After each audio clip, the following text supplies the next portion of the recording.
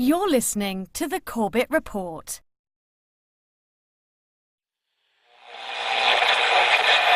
High oil prices helped ExxonMobil boost its profits to nearly $11 billion in the latest quarter. Shell is the latest oil company to report a big rise in profits thanks to higher oil prices. The ability of speculators to profit is surely dwarfed by the ability of oil-producing nations to profit from a higher price of oil. Maybe the easiest way for these guys to make the money, manipulate oil back above $50, even $60. Oil. From farm to pharmaceutical, diesel truck to dinner plate, pipeline to plastic product, it is impossible to think of an area of our modern-day lives that is not affected by the petrochemical industry. The story of oil is the story of the modern world. Parts of that story are well known. Rockefeller and Standard Oil, the internal combustion engine and the transformation of global transport, the House of Saud and the oil wars in the Middle East. Other parts are more obscure. The quest for oil in the outbreak of World War I, the petrochemical interests behind modern medicine, the big oil money behind the Green Revolution and the Gene Revolution. But that story, properly told, begins somewhere unexpected. Not in Pennsylvania with the first commercial drilling operation and the first oil boom, but in the rural backwoods of early 19th century New York State. And it doesn't start with crude oil or its derivatives, but a different product altogether. Snake oil. Dr. Bill Livingston, celebrated cancer specialist, was the very image of the traveling snake oil salesman. He was neither a doctor nor a cancer specialist. His real name was not even Livingston. More to the point, the rock oil tonic he pawned was a useless mixture of laxative and petroleum and had no effect whatsoever on the cancer of the poor townsfolk he conned into buying it. He lived the life of a vagabond, always on the run from the last group of people he had fooled, engaged in ever more outrageous deceptions to make sure that the past wouldn't catch up with him. He abandoned his first wife and their 6 children to start a bigamous marriage in Canada at the same time as he fathered 2 more children by a 3rd woman. He adopted the name Livingston after he was indicted for raping a girl in Cayuga in 1849. When he wasn't running away from them or disappearing for years at a time, he would teach his children the tricks of his treacherous trade. He once bragged of his parenting technique. "I cheat my boys every chance I get. I want to make 'em sharp." A towering man of over 6 feet and with natural good looks that he used to his advantage, he went by Big Bill. Others, less generously, called him Devil Bill. But his real name was William Avery Rockefeller, and it was his son, John D. Rockefeller, who would go on to found the Standard Oil monopoly and become the world's first billionaire. The world we live in today is the world created in Devil Bill's image. It's a world founded on treachery, deceit, and the naivety of a public that has never wised up to the parlor tricks that the Rockefellers and their ilk have been using to shape the world for the past century and a half. This is the story of the oligarchy.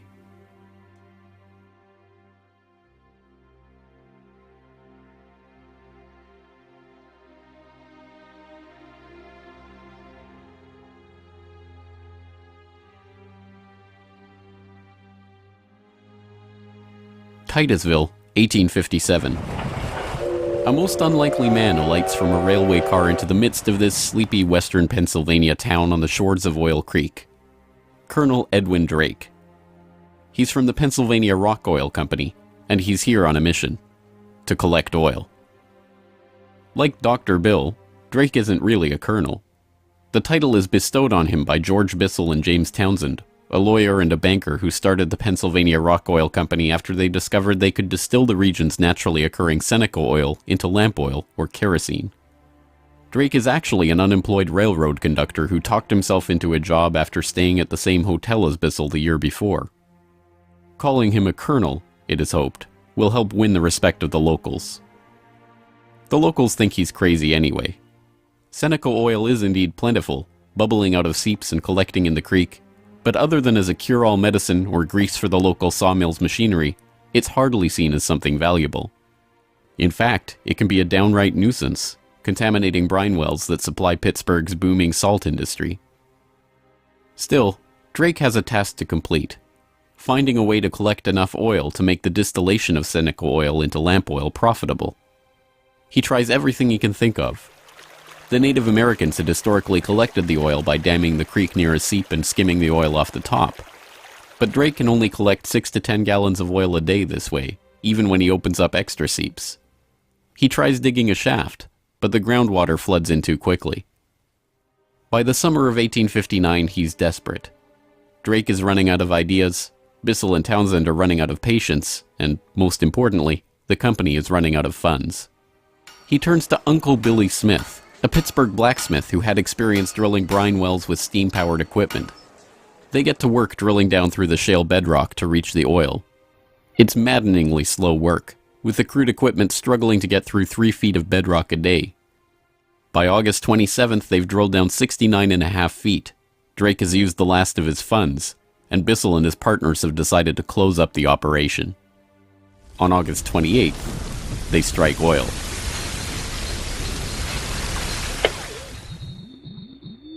Then on Sunday, August 28, 1859, oil bubbled up the drive pipe.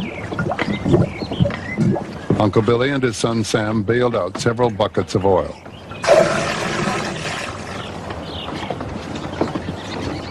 On Monday, the very day that Colonel Drake received his final payment and in order to close down the operation, they hitched the walking beam to a water pump and the oil began to flow. The first oil was to sell for $40 a barrel. Years later, a local newspaper interviewed Uncle Billy about the day they struck oil. I commenced drilling, and at 4 o'clock I struck the oil. I says to Mr. Drake, "Look there, what do you think of this?" He looked down the pipe and said, "What's that?" I said, "That is your fortune."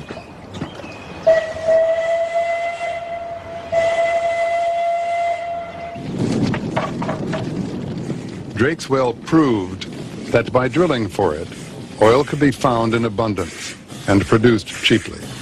Overnight, a whole new industry was born.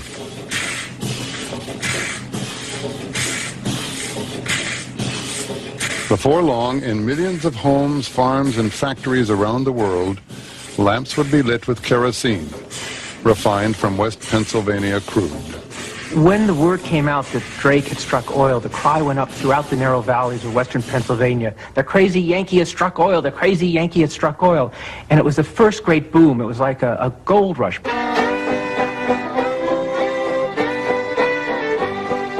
Down in Pennsylvania, there is plenty oil, they say. Petroleum, petroleum, we must all have some. Overnight, the quiet farming backwoods of rural Pennsylvania was transformed into a bustling oil region, with prospectors leasing up flats, towns springing up from nowhere, and a forest of percussion rigs covering the land. The first oil boom had arrived. Already poised to make the most of this boom was a young up-and-coming bookkeeper in Cleveland with a head for numbers, John Davison Rockefeller. He had 2 ambitions in life, to make $100,000 and to live to be 100 years old. John D. set off to make his fortune in the late 1850s, armed with a $1,000 loan from his father, Devil Bill. Grandfather never finished high school and went to Cleveland, having borrowed $1,000 from his father to start business, paid 9% interest on it, incidentally. And he read about the oil business just beginning and got interested and came to realize that it was a very volatile business at the time. In 1863, seeing the oil boom and sensing the profits to be made in the fledgling business, Rockefeller formed a partnership with fellow businessmen Maurice B. Clark and Samuel Andrews, a chemist who had built an oil refinery but knew little about the business of getting his product to market. 2 years later, the shrewd John D. bought out his partners for $72,500 and, with Andrews as partner, launched Rockefeller and Andrews. By 1870, after 5 years of strategic partnerships and mergers, Rockefeller had incorporated Standard Oil. The story of the rise of Standard Oil is an oft-told one. In a move that would transform the American economy, Rockefeller set out to replace a world of independent oilmen with a giant company controlled by him. In 1870, begging bankers for more loans, he formed Standard Oil of Ohio. The next year, he quietly put what he called Our Plan, his campaign to dominate the volatile oil industry, into devastating effect. Rockefeller knew that the refiner with the lowest transportation cost could bring rivals to their knees.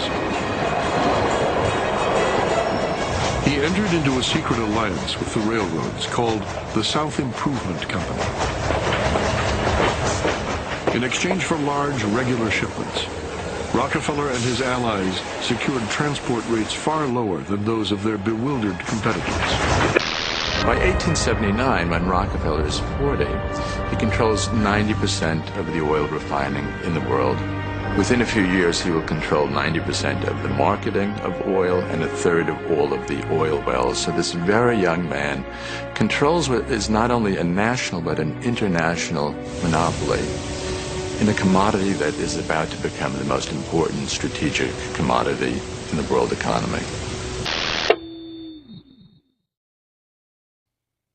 By the 1880s, the American oil industry was the Standard Oil Company, and Standard Oil was John D. Rockefeller.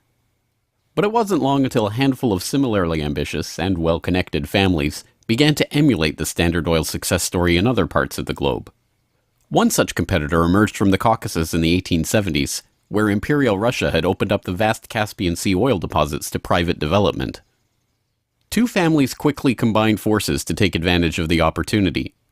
The Nobels, led by Ludwig Nobel and including his dynamite-inventing, prize-creating brother Alfred, and the French branch of the infamous Rothschild banking dynasty, led by Alphonse Rothschild.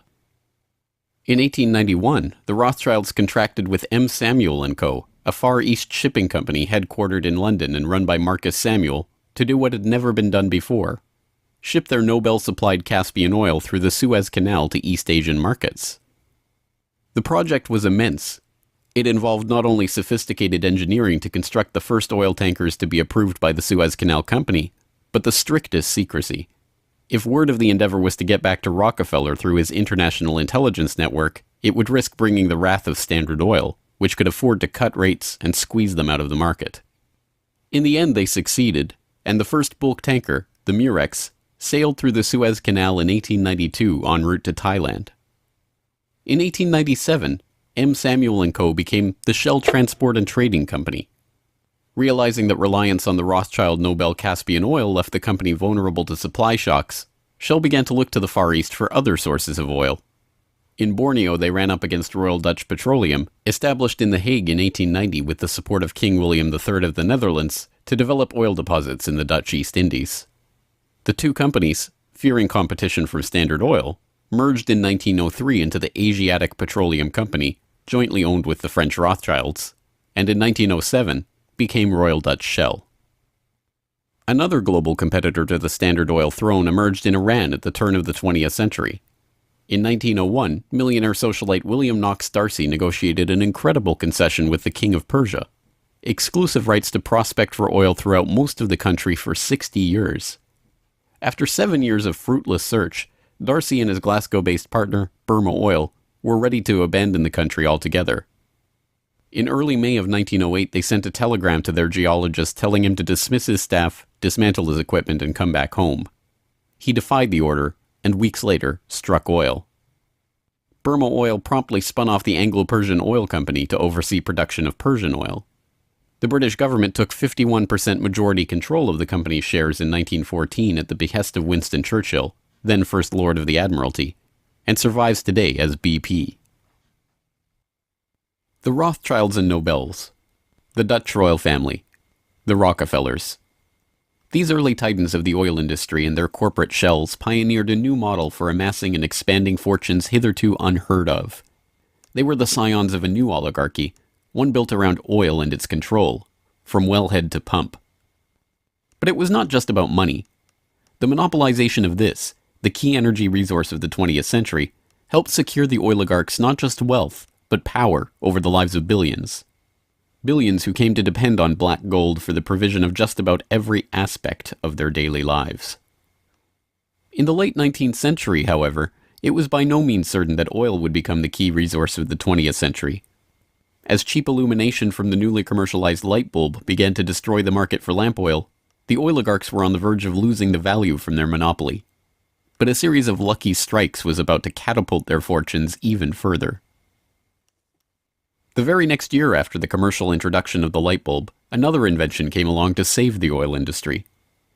German engineer Carl Benz patented a reliable two-stroke internal combustion engine.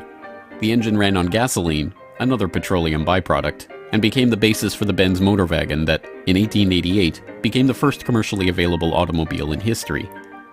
And with that stroke of luck, the business that Rockefeller and the other oligarchs had spent decades consolidating was saved. But more luck was needed to ensure the market for this new engine. In the early days of the automobile era, it was by no means certain that gas-powered cars would come to dominate the market. Working models of electric vehicles had been around since the 1830s, and the first electric car was built in 1884. By 1897, there was a fleet of all-electric taxis shuttling passengers around London. The world land speed record was set by an electric car in 1898. By the dawn of the 20th century, electric cars accounted for 28% of the automobiles in the United States. The electrics had advantages over the internal combustion engine. They required no gear shifting or hand cranking, and had none of the vibration, smell, or noise associated with gasoline-powered cars. Lady Luck intervened again on January 10, 1901, when prospectors struck oil at Spindletop in East Texas. The gusher blew 100,000 barrels a day and set off the next great oil boom, providing cheap, plentiful oil to the American market and driving down gas prices.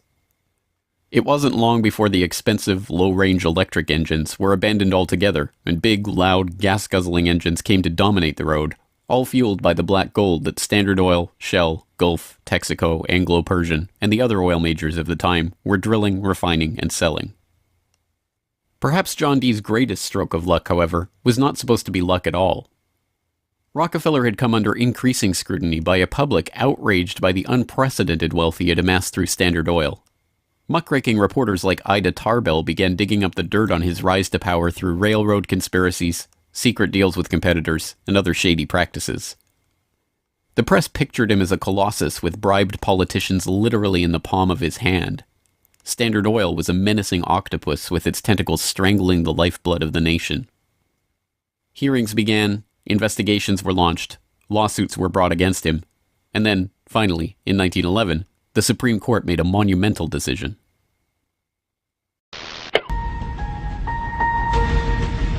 On May 15, 1911, the Supreme Court of the United States declared that Standard Oil was a monopoly in restraint of trade and should be dissolved. Rockefeller heard of the decision while golfing at Kankit with a priest from the local Catholic Church, Father J.P. Lennon. And Rockefeller reacted with amazing aplomb. He turned to the Catholic priest and said, "Father Lennon, have you some money?" And the priest was very startled by the question and said, "No." And then he said, "Why?" And Rockefeller replied, "Buy Standard Oil." As Rockefeller foresaw, the individual Standard Oil companies were worth more than the single corporation. In the next few years, their shares doubled and tripled in value. By the time the reign of cash was over, Rockefeller had the greatest personal fortune in history, nearly 2% of the American economy. And it was really losing the antitrust case that converted John D. Rockefeller into history's first billionaire. So that Standard Oil was punished in the federal antitrust case, but John D. Rockefeller Sr. most assuredly was not. To the amazement of the world, Rockefeller's punishment had in fact been his reward. Rather than being taken down a peg, the splitting up of the Standard Oil monopoly had launched him as the world's only acknowledged billionaire at a time when the average annual income in America was $520. Rockefeller's story was perfectly mirrored by the story of Colonel Edwin Drake. Having struck oil in Titusville and given rise to a billion-dollar global industry, Drake had not had the foresight to patent his drilling technique or even to buy up the land around his own well. He ended up in poverty, relying on an annuity from the state of Pennsylvania to scrape together a living, and dying in 1880. For the oligarchy, the lesson of the rise of Rockefeller was obvious. The more ruthlessly that monopoly was pursued, the tighter that control was grasped, The greater the lust for power and money, the greater the reward would be in the end. From now on, no invention would derail the oil majors from their quest for total control. No competition would be tolerated. No threat to the oligarchs would be allowed to rise.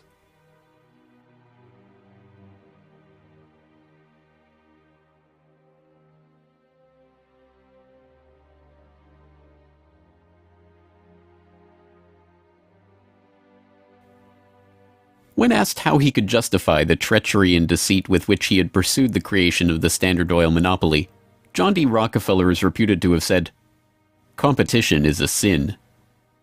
This is the mentality of the monopolist, and it is this justification, framed as religious conviction, that drove the oligarchs to so ruthlessly eliminate anyone who would dare rise up as a pretender to their throne.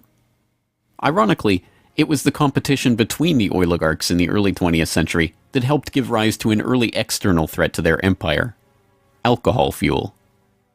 As historian Lyle Cummins has noted of the period, the oil trust battles between Rockefeller, the Rothschilds, the Nobels, and Marcus Samuel's Shell kept prices in a state of flux, and engines often had to be adaptable to the fuel that was available. In many areas where oil wasn't available, the alternative was alcohol.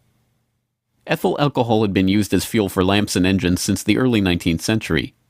Although it was generally more expensive, alcohol fuel offered a stability of supply that was alluring, especially in areas like London or Paris that did not have predictable access to oil supplies. Alcohol has a lower heat value, or BTU, than gasoline, but a series of tests by the U.S. Geological Survey and the U.S. Navy in 1907 and 1908 proved that the higher compression ratio of alcohol engines could perfectly offset the lower heat value, thus making alcohol and gasoline engines fuel economy equivalent. One early supporter of alcohol fuel was Henry Ford, who designed his Model T to run on either alcohol or gasoline. Sensing an opportunity for new markets to boost the independent American farms that he felt were vital to the nation, Henry Ford told the New York Times, "The fuel of the future is going to come from fruit like that sumac out by the road, or from apples, weeds, sawdust, almost anything. There is fuel in every bit of vegetable matter that can be fermented." Farmers, looking to capitalize on this, lobbied for the repeal of a $2.08 per gallon alcohol tax that had been imposed to help pay for the Civil War. They were aided by those who saw fuel alcohol as a way to break the oligarchs' monopoly. In support of a bill to repeal the alcohol tax, President Teddy Roosevelt told the U.S. Congress in 1906, "The Standard Oil Company has, largely by unfair or unlawful methods, crushed out home competition. It is highly desirable that an element of competition should be introduced by the passage of some such law as that which has already passed the House, putting alcohol used in the arts and manufactures upon the free list." The alcohol tax was repealed in 1906, and for a time corn ethanol at 14 cents a gallon was cheaper than gasoline at 22 cents a gallon. The promise of cheap, unpatentable, unmonopolizable fuel production open to anyone with raw vegetable matter and a still, swept the nation. But cheap, plentiful fuel that can be grown and produced locally and independently is not what the oligarchs had in mind. A 1909 USGS report comparing gas and alcohol engines had noted that a significant point in alcohol fuel's favor was that there were fewer restrictions on alcohol engines. For the oligarchs, the answer was simple: find a way to place greater restrictions on alcohol engines. Thankfully for them, the answer to their problem was already gaining popular support. In the 19th century, America had a drinking problem. By 1830, the average American over 15 years old drank 7 gallons of pure alcohol per year, 3 times higher than today's average. This led to the first anti-alcohol movements in the 1830s and 1840s, and the formation of the Prohibition Party in 1869, and the Women's Christian Temperance Union in the 1870s. The movement enjoyed widespread and growing support, but had few political successes. Maine flirted with prohibition by outlawing the sale and manufacture of liquor in 1851, but the ban only lasted 5 years. This changed with the formation of the Anti-Saloon League in Standard Oil's birth state of Ohio in 1893. The ASL was started by John D. Rockefeller's longtime personal friend Howard Hyde Russell, and was bankrolled in part by generous annual donations from Rockefeller himself. The ASL, with Rockefeller's backing, quickly became the driving force behind a national movement to outlaw the production and sale of alcohol. Rockefeller was a teetotaler himself, not from moral concern, but because he was afraid that good cheer among friends would lead to his downfall in business. Stephen Harkness, one of the silent partner investors in Standard Oil and a director in the company until his death, had caught Rockefeller's eye when he made a fortune buying up whiskey in advance of a new excise tax that he had been tipped about, and selling it at a huge profit after the tax kicked in. No, Rockefeller and Standard Oil were not concerned about the moral state of the nation, except as far as it impacted their bottom line. But when Prohibition did come in 1920, it had an interesting side effect. Although it didn't ban the use of ethanol as a fuel directly, it did lead to increasingly burdensome restrictions, requiring producers to add petroleum products to their ethanol to make it poisonous before it could be sold. Alcohol fuel, now completely unable to compete with gasoline, was abandoned altogether by the automobile industry. Another existential threat to the vast fortunes of the early oligarchs was to require an even greater effort at social engineering: public transportation. By the end of World War I, private car ownership was still a relative rarity. Only 1 in 10 Americans owned a car. Rail was still the transportation of choice for the vast majority of the public, and city dwellers in most major cities relied on electric trolley networks to transport them around town.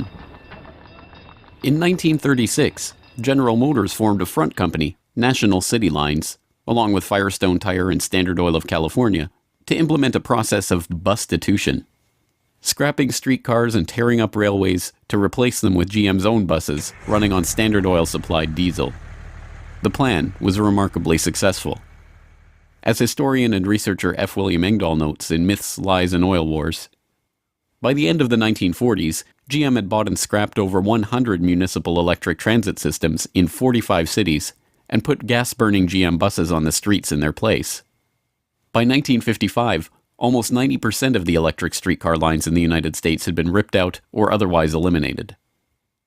The cartel had been careful to hide their involvement in National City Lines, but it was revealed to the public in 1946 by an enterprising retired naval lieutenant commander, Edwin J. Quimby. He wrote a manifesto exposing what he called a careful, deliberately planned campaign to swindle you out of your most important and valuable public utilities, your electric railway system. He uncovered the oligarchs' stock ownership of National City Lines and its subsidiaries, and detailed how they had step-by-step bought up and destroyed the public transportation lines in Baltimore, Los Angeles, St. Louis, and other major urban centers. Quimby's warning caught the attention of federal prosecutors, and in 1947, National City Lines was indicted for conspiring to form a transportation monopoly and conspiring to monopolize sales of buses and supplies. In 1949, GM, Firestone, Standard Oil of California, and their officers and corporate associates were convicted on the second count of conspiracy. The punishment for buying up and dismantling America's public transportation infrastructure? A $5,000 fine. H.C. Grossman, who had been the director of Pacific City Lines when it oversaw the scrapping of Los Angeles' $100 million Pacific Electric system, was fined exactly $1. Unsurprisingly, GM and its associates did not remain in the doghouse for long. In 1953, President Eisenhower appointed Charles Wilson, then the president of General Motors, as Secretary of Defense. Wilson, with Francis DuPont of the Rockefeller-connected DuPont family as Chief Administrator of Federal Highways, oversaw one of the largest public works projects in American history, the creation of the Interstate Highway System. With a war-era excise tax on train tickets still in place, and federally funded highways and airports providing cheaper alternatives, rail travel declined a startling 84% between 1945 and 1964. This social engineering paid off well for Standard Oil and its growing list of petrochemical associates. In the 2.5 decades after the outbreak of World War II, vehicle production in Detroit almost tripled, from 4.5 million cars a year in 1940 to over 11 million in 1965. As a result, sales of refined gasoline over the same period rose 300%. But Rockefeller was not the only oligarch working to crush all opposition to his monopoly. Across the pond, the European oligarchs were working to protect their own oil investments from upstart competitors.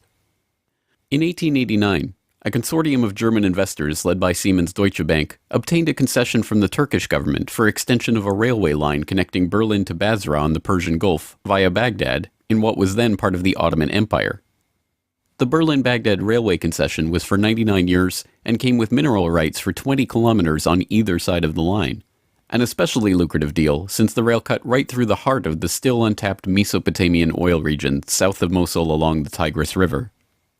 For the powers behind the British Empire, concerned with the military rise of Germany, this deal was unacceptable. Well, Germany, in the end of the 19th century, was looking for outlets for its exports, its industrial exports, as the German economy was growing like China is growing in the last 30 years.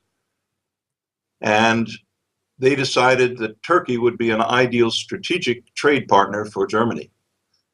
And Georg von Siemens, one of the directors of Deutsche Bank, came up with a strategy to extend a railway from Berlin all the way down to Baghdad, which was then part of the Ottoman Empire, Baghdad in Iraq today, near the Persian Gulf. And German military began training the Turkish military. The German industry began investing in Turkey. They saw a huge potential market to begin bringing Turkey into the 20th century economically. Well, Deutsche Bank also negotiated mineral rights. I think it was 20 kilometers on either side of the railway. And it was already known in 1914 that Mosul and these other areas contained huge petroleum deposits. Well, why is that significant? At the end of the century, 19th century, Jack Fisher, the Lord of the Admiralty and the head of the Royal Navy, advocated the conversion of the British Navy from coal-fired to oil-fired, that it would have a qualitative strategic improvement in their every aspect of warship design. And since Britain didn't know that they had any oil back then, they went to Persia and swindled the Shah at that time out of oil rights in Persia. They went to Kuwait and backed a coup d'etat of the Al-Sabah family to be a British pawn, and they literally wrote a contract with him that nothing that Kuwait does with the outside world will be done without approval of the British governor. And Kuwait was known to have oil and lying right on the Persian Gulf. Well, the British looked at this railway plan of the Germans going right down to Baghdad and said, my God, you can put soldiers on rail cars and bring them down and threaten the oil lifeline of the British Navy. This is a strategic move by the Germans. It also would make Germany independent of the British control of the seas. The British oligarchs, including the British Crown with its hidden controlling stake in Anglo-Persian oil and the Rothschilds merchant Marcus Samuel at Royal Dutch Shell, sought to counter this German threat to their commercial and strategic interests. They used Armenian-born, naturalized British citizen Calouste Gulbenkian, the architect of the Royal Dutch Shell merger, in order, as he later recalled, to see British influence get the upper hand in Turkey against the Germans. If that was his task, it was a remarkable success. In 1909, the British set up the Turkish National Bank, which was Turkish in name only. Founded by London banker Sir Edward Castle and with directors like Hugo Baring of the Barings banking family, Castle himself, and Gulbenkian, the bank set up the Turkish Petroleum Company in 1912. Formed explicitly to exploit the petroleum-rich oil fields of Iraq, then part of the Ottoman Empire, Gulbenkian brokered a deal that forced Deutsche Bank, with its 40-kilometer concessions along the oil-rich Baghdad railway line, into a junior partnership in the company. The stock was split so the British government's Anglo-Persian Oil Company owned half the shares, with Royal Dutch Shell and Deutsche Bank splitting the other half. Their plan to take over Germany's Turkish oil interests had been successful, but in an amazing irony, it didn't even matter. Gulbenkian finished negotiations for the Iraqi oil concession on June 28, 1914, the same day Archduke Ferdinand was shot in Sarajevo. An alliance the British had been brokering for years to constrain the rising German threat, an alliance involving France and Russia, kicked into motion, and the world was engulfed in war. By the end of World War I, the British and their allies had taken over Iraq and its oil deposits anyway. Germany had been completely cut out, and Gulbenkian, their scheming servant, received 5% of all oil field proceeds in the newly minted country. As the century wore on, the oil industry grew beyond the control of the handful of families that had dominated it since its inception. Oil deposits were located around the globe, and the resources of entire nation-states were marshaled to control them. Now, threats to the oligarchs and their interests required multilateral, multinational responses, and the consequences of those deals were felt worldwide. The story of the oil shock of 1973, as it has been delivered to us by the history books, is well known. By the late 1960s, the nation relied on imported oil to keep the economy strong. Then, in the early 1970s, oil-dependent America's nightmares came true. 13 oil-producing countries in the Middle East and South America formed OPEC, the Organization of Petroleum Exporting Countries. In 1973, OPEC placed an oil embargo on the U.S. and other nations that had supported Israel against the Arab states in the Yom Kippur War.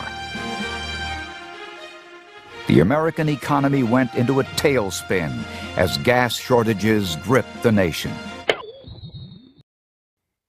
Few, however, know that the crisis and its ensuing response was in fact prepared months ahead of time at a secret meeting in Sweden in 1973. The meeting was the annual gathering of the Bilderberg Group, a secretive cabal formed by Prince Bernhard of the Netherlands in 1954. The Dutch royal family not only gave its royal imprint to Royal Dutch Petroleum, they are still rumored to be, along with the Rothschilds, one of the largest shareholders in Royal Dutch Shell, from the days when Queen Wilhelmina's Anglo-Dutch petroleum holdings and other investments made her the world's first female billionaire, right through to today. Bernhard's guest list at the Bilderberg Group reflected his position in the oligarchy.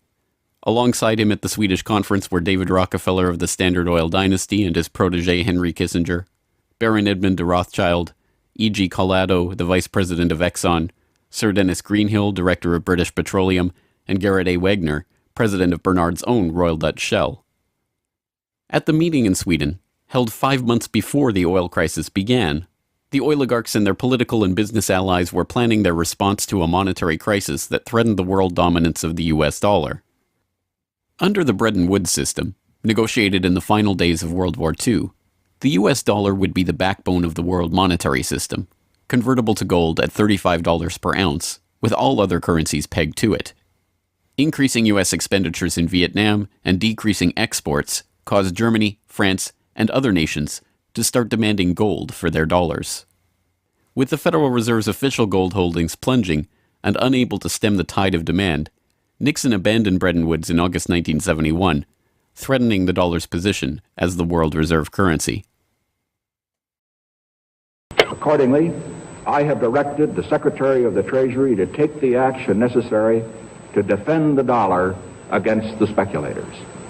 I have directed Secretary Connally to suspend temporarily the convertibility of the dollar into gold or other reserve assets, except in amounts and conditions determined to be in the interest of monetary stability and in the best interest of the United States. As leaked documents from the 1973 Bilderberg meeting show, the oligarchs decided to use their control over the flow of oil to save the American hegemon.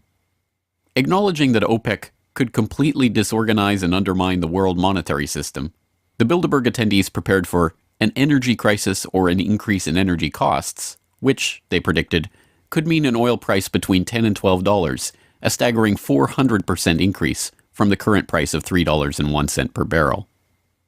5 months later, Bilderberg attendee and Rockefeller protege Henry Kissinger, acting as Nixon's Secretary of State, engineered the Yom Kippur War and provoked OPEC's response, an oil embargo of the US and other nations that had supported Israel. On October 16, 1973, OPEC raised oil prices by 70%. At their December meeting, the Shah of Iran demanded and received a further raise to $11.65 a barrel, or 400% of oil's pre-crisis price.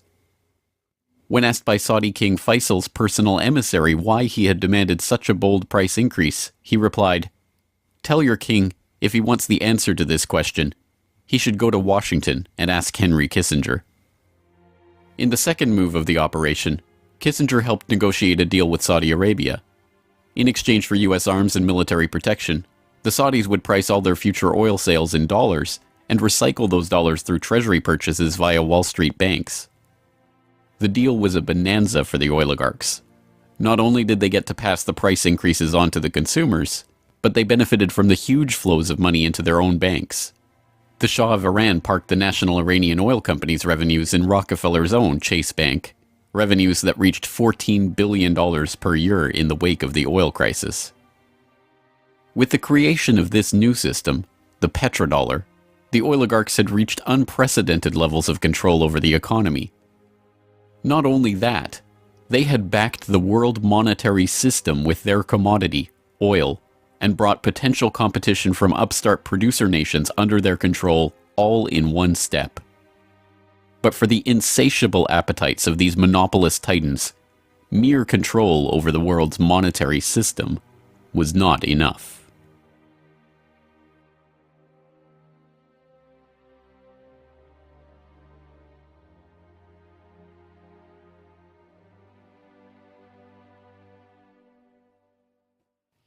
In the 19th century, railroad conspiracies and predatory pricing had been enough to assure the oligarchs' monopoly.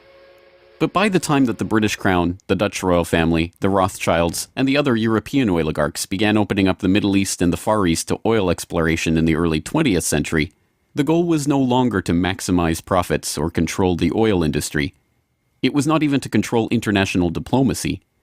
It was to control and shape the world itself, its resources, its environment, and its people. In order to achieve this goal, the oligarchy would need a facelift. In the current age, with the Rockefeller name now more likely to be associated with Rockefeller Plaza or Rockefeller University than Standard Oil, it is difficult to understand just how hated John D. was in his own day. He was the head of the Standard Oil Hydra, an octopus strangling the world in his tentacles, a cutthroat gardener pruning the competitors from the flower of his oil monopoly. As one of the richest men the world had ever known, he was an easy target for the average working man's frustration and a magnet for the poor seeking help. He received on average 50 to 60,000 letters a month asking for help. Dozens of people followed him in the street. Literally, crowds stood around the Standard Oil offices, waiting for him to come out. Little children, painfully thin, crying in the street and so on. Rockefeller felt overwhelmed. Besieged by the downtrodden, despised by the working man, hounded by Ida Tarbell and the muckraking press, John D. had the mother of all PR problems. The answer was simple: invent the PR industry. He hired Ivy Ledbetter Lee, a journalist turned communications expert who invented the modern public relations industry, to burnish the Rockefellers' tarnished image. It was Lee that suggested giving the family name to Rockefeller Center and filming John D. handing out dimes in public. An early master of public relations, Lee used the media which the muckrakers had used to disgrace Rockefeller to turn him into a sympathetic figure. Ivy Lee recognized early the power of the new moving picture and used newsreels to show a remarkably benevolent Rockefeller. I am very grateful to you and to a host of people who are so kind and good to me all the time. Why? Because you're so good to everybody. Yes, you are. As Ivy Lee began to kind of control his public image, he became oddly a kind of American character. And people kind of warmed to him in a bizarre sort of way. It was like having Frankenstein on the loose walking around New York City or something like that with a cane and a long hat. Although this plane never takes off, this photo opportunity was presented as Senior's first flight. Perhaps Ivy Lee's most brilliant public relations move was the casting of Rockefeller as the man who gave out dimes. Don't you give a dime, Mr. Rockefeller? Oh, please. You read a dime? Thank you, sir. Thank you very much. I consider myself... Thank you for the ride. I consider myself more than amply paid. Bless you, bless you, Yes. bless you. These PR stunts seem obvious and ham-handed by today's standards, but they were effective enough. To this day, people leave dimes on the stone marker at the base of the 70-foot Egyptian obelisk that towers over John Dee's final resting place in Cleveland's Lakeview Cemetery. But it was not stage-managed photo opportunities like these that transformed Rockefeller into a public hero. In order to win the public over, he was going to have to give them what they wanted. And what they wanted wasn't difficult to understand. Money. But just as his father, Devil Bill, had taught him to do in all his business dealings, Rockefeller made sure to get the better end of the bargain. He would donate his great wealth to the creation of public institutions, but those institutions would be used to bend society to his will. As every would-be ruler throughout history has realized, society has to be transformed from the ground up. Americans in the 19th century still prized education and intellectual pursuits, with the 1840 census finding unsurprisingly that the United States, a nation that had been mobilized by tracts like Thomas Paine's remarkably popular Common Sense, was a nation of readers with a remarkable 93% to 100% literacy rate. Before the first compulsory schooling laws in Massachusetts in 1852, education was private and decentralized, and as a result classical education, including study of Greek and Latin and a solid grounding in history and science, was widespread. But a nation of individuals who could think for themselves was anathema to the monopolists. The oligarchs needed a mass of obedient workers, an entire class of people whose intellect was developed just enough to prepare them for lives of drudgery in a factory. Into the midst stepped John D. Rockefeller with his first great act of public charity, the establishment of the University of Chicago. He was aided in this task by Frederick Taylor Gates, a Baptist minister that Rockefeller befriended in 1889 and who would go on to be John Dee's most trusted philanthropic advisor. Gates would go on to write a short tract, The Country School of Tomorrow, that laid out the Rockefeller plan for education. In our dream, we have limitless resources, and the people yield themselves with perfect docility to our molding hand. The present educational conventions fade from our minds, and, unhampered by tradition, we work our own goodwill upon a grateful and responsive folk. We shall not try to make these people or any of their children into philosophers, or men of learning or science. We are not to raise up from among them authors, orators, poets, or men of letters. We shall not search for embryo great artists, painters, musicians, nor will we cherish even the humbler ambition to raise up from among them lawyers, doctors, preachers, politicians, statesmen, of whom we now have ample supply. Although Rockefeller's resources weren't exactly limitless, they might as well have been. In 1902, he established the General Education Board to help implement Gates's vision for the Country School of Tomorrow with a staggering $180 million endowment. The Rockefeller influence on education was felt almost immediately, and it was amplified by help from fellow monopolists of the era who were approaching the topic of philanthropy from the same angle. Although best known as a steel magnate, Andrew Carnegie's fortune started on the railroads transporting Rockefeller's Standard Oil around the country, and was greatly magnified by a lucrative investment in property near Oil Creek that provided steady, profitable oil sales. In 1905, he established the Carnegie Foundation for the Advancement of Teaching, a tax-free foundation through which Carnegie and his appointees could direct the development of the education system in the United States, and, eventually, worldwide.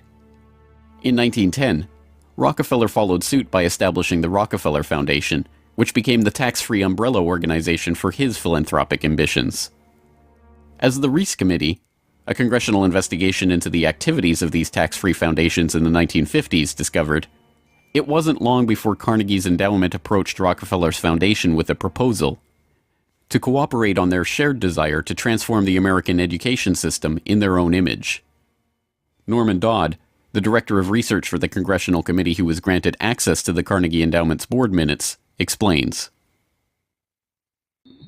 So they approach the Rockefeller Foundation with the suggestion that that portion of education which could be considered domestic be handled by the Rockefeller Foundation, and that portion which is international should be handled by the endowment.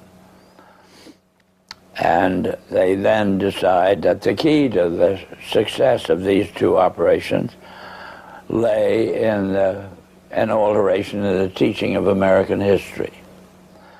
So they approach four of the then most prominent teachers of American history in the country, people like Charles and Mary Bird, and their suggestion to them is, will they alter the manner in which they present this subject, and they get turned down flat. So they then decide that it is necessary for them to do, as they say, build our own stable of historians. And then they approach the Guggenheim Foundation, which specializes in fellowships, and say, when we find young men in the process of studying for doctorates in the field of American history, and we feel that they are the right caliber, will you grant them fellowships on our say-so? And the answer is yes. So under that condition, eventually they assemble 20. And they take this 20 potential teachers of American history to London, and there they're briefed into what is expected of them when, as and if they secure appointments in keeping with the doctorates they will have earned. And that group of 20 historians ultimately becomes the nucleus of the American Historical Association. And then toward the end of the 1920s, the endowment grants to the American Historical Association $400,000 for a study of our history in a manner which points to what can this country can it look forward to in the future. And that culminates in a 7-volume study, the last volume of which is, of course, in essence, a summary of the contents of the other 6.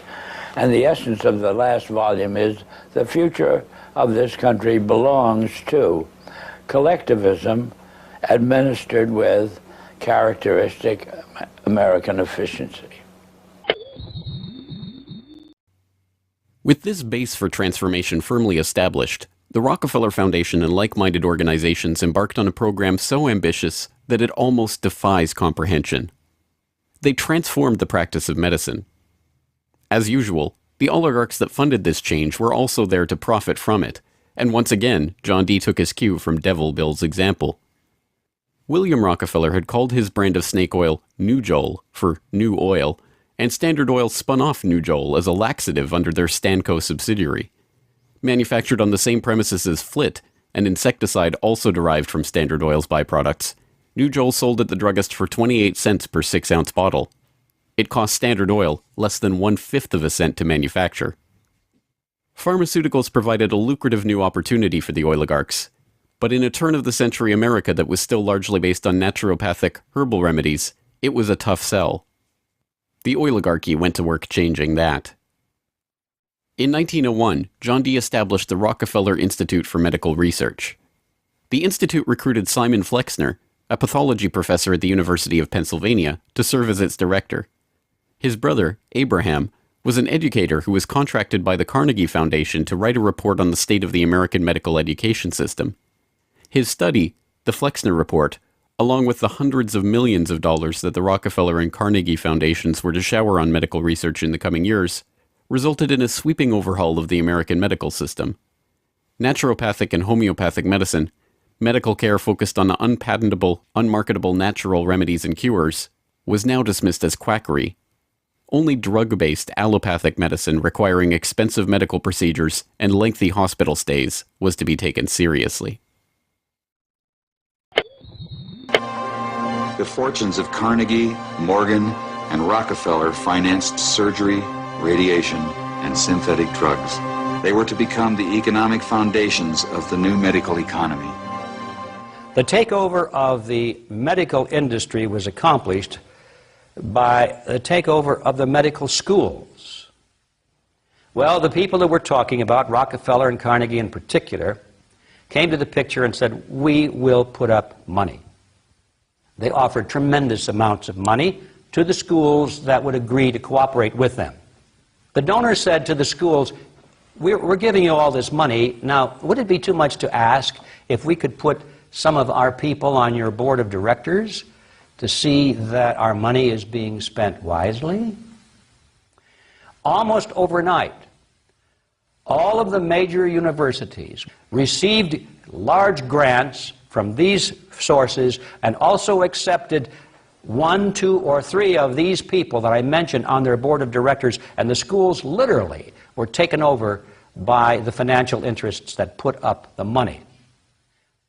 Now, what happened as a result of that is that the schools did receive an infusion of money. They were able to build new buildings. They were able to add expensive equipment to their laboratories. They were able to hire top-notch teachers. But at the same time as doing that, they skewed the whole thing in the direction of pharmaceutical drugs. That was the efficiency in philanthropy. The doctors from that point forward in history would be taught pharmaceutical drugs. All of the great teaching institutions in America were captured by the pharmaceutical interests in this fashion. And it's amazing how little money it really took to do it. The oligarchy birthed entire medical industries from their own research centers and then sold their own products from their own petrochemical companies as the cure. It was Frank Howard, a Standard Oil of New Jersey executive, who would go on to persuade Alfred Sloan and Charles Kettering to donate their fortunes to the cancer center that would then bear their name. As director of research at Sloan Kettering, Howard appointed Cornelius Rhodes, a Rockefeller Institute pathologist, to develop his wartime research on mustard gas for the U.S. Army into a new cancer therapy. Under Rhodes's leadership, nearly the entire program and staff of the Chemical War Service was reformed into the Sloan Kettering Drug Development Program, where they worked on converting mustard gas into chemotherapy.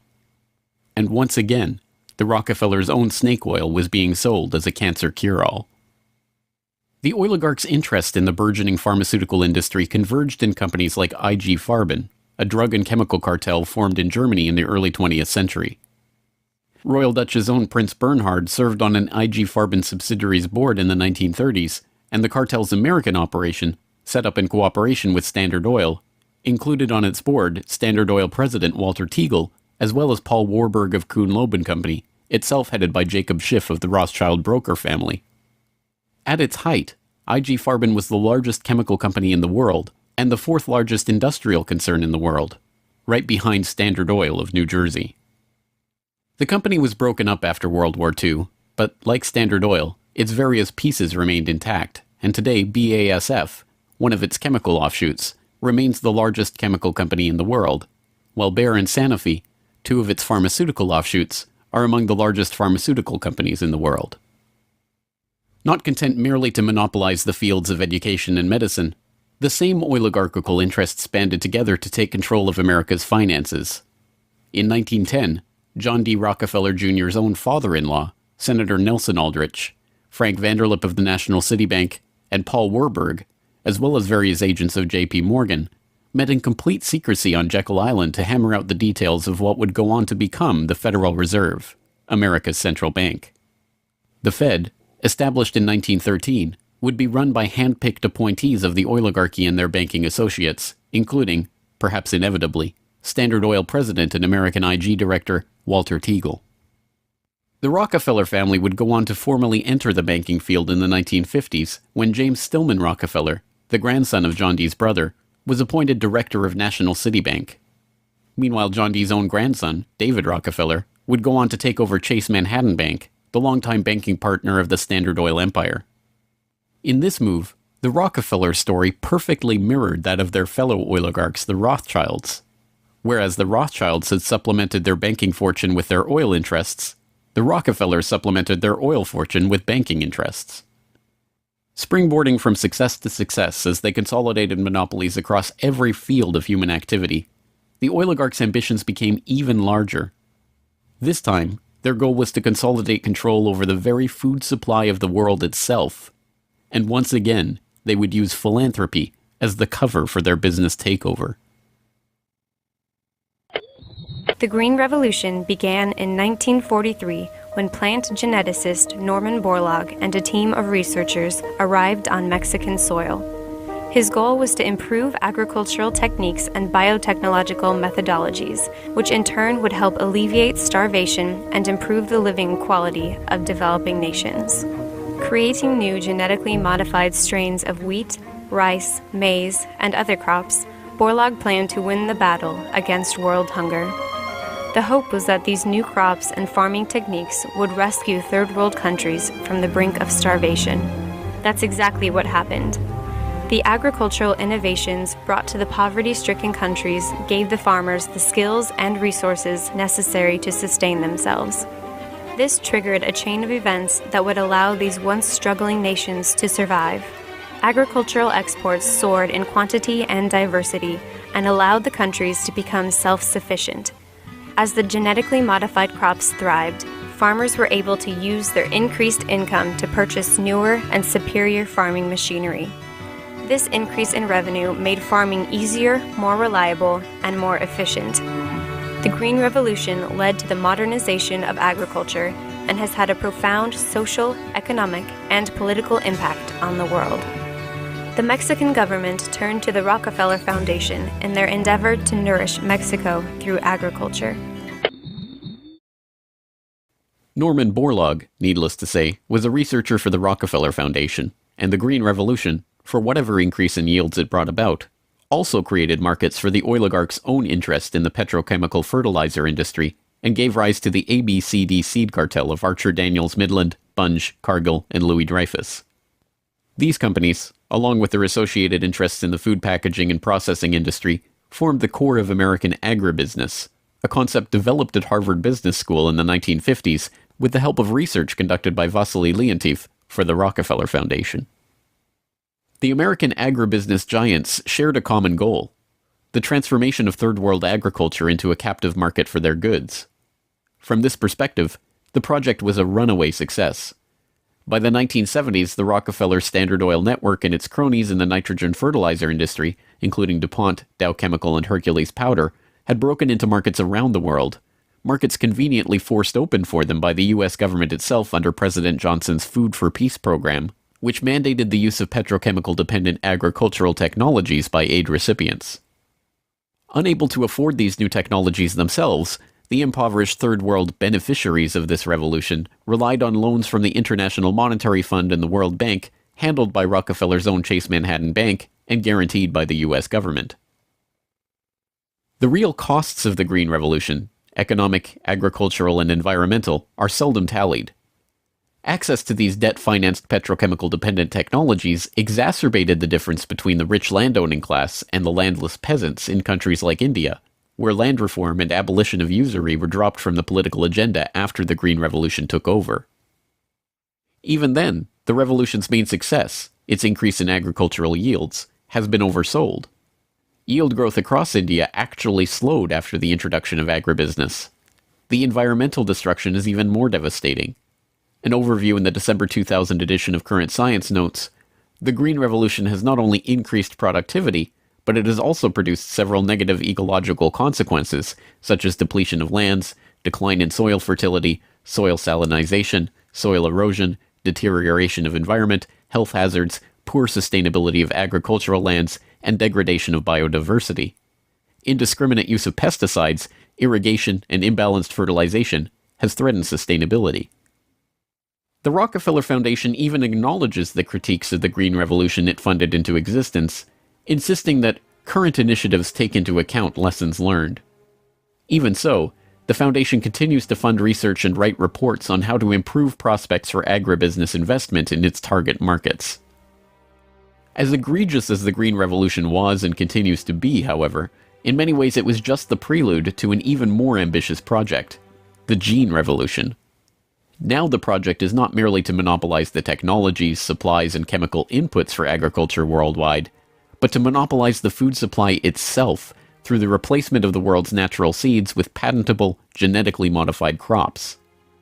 The players involved in this Gene Revolution are almost identical to the players in the Green Revolution, with IG Farben offshoots, Bayer Crop Science and BASF Plant Science, mingling with traditional oligarch associate companies like Dow AgroScience, DuPont Biotechnology, and, of course, Monsanto, all funded by the Rockefeller Foundation and fellow philanthropists at the Ford Foundation, the Bill and Melinda Gates Foundation, and like-minded organizations. The convergence of corporate, philanthropic, governmental, and intergovernmental interests in promoting GM crops around the world can be seen in the bewildering array of research institutes, industry associations, and consultative groups devoted to the case.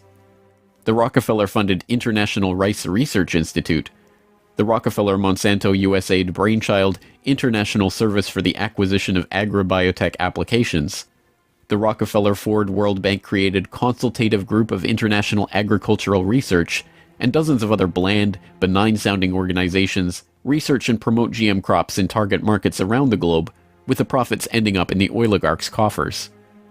A representative example of this story is the agribusiness neocolonization of Argentina, where Monsanto ran an elaborate bait-and-switch to get the country hooked on its genetically modified Roundup-ready soybeans before demanding royalties on the crops that were by then already growing. DuPont then took over, magnanimously beginning a Protein for Life program to foist their own GM soybeans on the country's poor. The same scene has played itself out in country after country, where cartel-developed GM crops are foisted on emerging economies through food aid, usually during times of famine when those countries are especially vulnerable. Only a handful of countries like Zambia or Angola have outright rejected this GMO takeover of their food supply, generously subsidized by the US government to the benefit of the agribusiness cartel.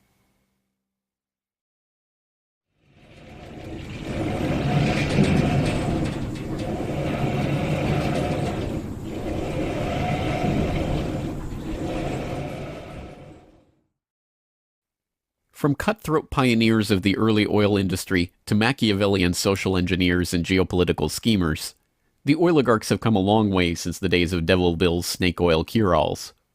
But his use of every form of deception and trickery to swindle the public informed how John D. and the rest of the oligarchs built up their business interests. As the 20th century drew to a close, it was obvious that for the powerful cartel that built the oil industry, the Rockefellers, the Rothschilds, the British and Dutch royal families, it was no longer about oil, if it ever really was. The takeover of education, of medicine, of the monetary system, of the food supply itself, showed that the aim was much greater than a mere oil monopoly. It was the quest to monopolize all aspects of life, to erect the perfect system of control over every aspect of society, every sector from which any threat of competition to their power could emerge. They had been remarkably, almost unbelievably successful. From oil well to gas pump, farm to fork, hospital to pharmaceutical, drill rig to dollar bill, there was almost no aspect of society that was not under their control. But the oligarchs are not done yet. Their next project, launched in the late 20th century, is almost too ambitious to be comprehended. It is not about oil. It is not about money. It is about the monopolization of life itself. They have spent decades preparing the path for this takeover and marshaled their mind-boggling resources in service of the task. And the vast majority of the world's population, still playing the shell game that the oligarchs perfected and abandoned long ago, are about to fall right into their hands yet again. Ladies and gentlemen, the battle against climate change is surely the most defining and pivotal challenge of our times. Even in a world full of daunting perils and crises, it is hard to imagine anything that poses a greater challenge and opportunity for humanity. The negative impact of population growth on all of our planetary ecosystems is becoming appallingly evident. The science is unequivocally true, and that there is a price to carbon in their future. What do you see as the biggest challenges in conservation? The growing human population. Because if where we are, there's nothing else. We have to start spending money, fast on the solutions that we have in hand to try and help these countries which are already seeing the effects of climate change today and seeing the effects of our consumption, basically. David Rothschild, thank you so much for joining us here on Bloomberg. Down in Pennsylvania, there is plenty oil, they say. Petroleum, petroleum, we must all have some. The oily fever, don't you see, infects most every live Yankee. From north, from east and west they come for petroleum oil. Oil, oil, oil, oh petroleum. Oil, oil, oil, petroleum.